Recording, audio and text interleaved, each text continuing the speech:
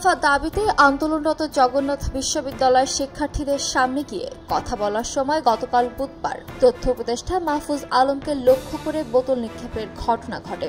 তবে তাৎক্ষণিকভাবে বোতল নিক্ষেপকারীর পরিচয় জানা না গেলেও পরে বিশ্ববিদ্যালয়ের বিভিন্ন গ্রুপে ভিডিও দেখে সেই যুবককে চিহ্নিত করা হয়। জানা যায়, বোতল ছুড়ে মারা ওই যুবকের নাম ইশতিয়াক হোসেন। তিনি জগন্নাথ বিশ্ববিদ্যালয়ের অর্থনীতি বিভাগের ১৯তম ব্যাচের প্রথম বর্ষের শিক্ষার্থী। বোতল নিক্ষেপের ঘটনার পর বুধবার রাতেই ওই শিক্ষার্থীর পরিচয়ের বিষয়ে সামাজিক যোগাযোগ মাধ্যমের বিভিন্ন গ্রুপে পোস্ট দিতে থাকেন বিশ্ববিদ্যালয়ের শিক্ষার্থীরা। জবিয়ন্স নামের একটি পেজের পোস্টে উল্লেখ করা হয়েছে তার নাম ইশতিয়াক হোসেন, ডিপার্টমেন্ট অর্থনীতি, ব্যাচ ১৯।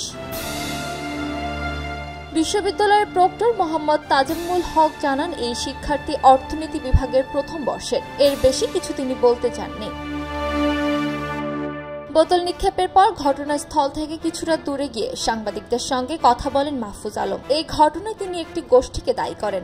বলেন, তাদের নির্দিষ্ট একজন ব্যক্তির প্রতি যে হিংসা ৮ মাস ধরে রয়েছে এবং তাদের যে হিংস্রতা অনলাইনে দেখা যায়, তারা আজকে এখানে এটা করেছেন।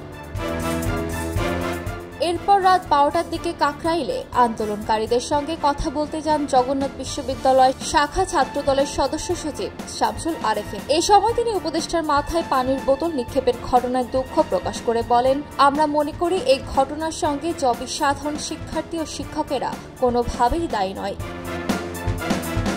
তথ্য উপদেষ্টা মাহফুজ আলমের মাথায় বোতল ছুড়ে মারার ঘটনায় হতাশা প্রকাশ করেছেন যুব ও ক্রীড়া ও স্থানীয় সরকার, পল্লী উন্নয়ন ও সমবায় উপদেষ্টা আসিফ মাহমুদ সজীব ভুইয়া। গতকাল বুধবার দিবাগত রাতে নিজের ফেসবুক আইডিতে দেওয়া এক পোস্টে তিনি হতাশা প্রকাশ করেন।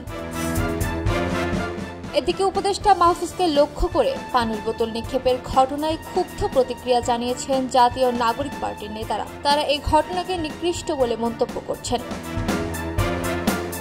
জগন্নাথ বিশ্ববিদ্যালয়ের আন্দোলনরত শিক্ষার্থীদের সঙ্গে কথা বলতে বুধবার রাতে কাকরাইল মসজিদের সামনে গিয়েছিলেন অন্তর্বর্তী সরকারের তথ্য উপদেষ্টা মাহফুজ আলম। রাত ১০টার দিকে তিনি সেখানে পুলিশের ব্যারিকেডের সামনে দাঁড়িয়ে আন্দোলনকারীদের সঙ্গে কথা বলেছিলেন। হঠাৎই তাকে লক্ষ্য করে একটি পানির বোতল নিক্ষেপ করা হয়। বোতলটি গিয়ে উপদেষ্টার মাথায় লাগে। খবরের কাগজ, নিখাত, নির্ভীক, নিরপেক্ষ।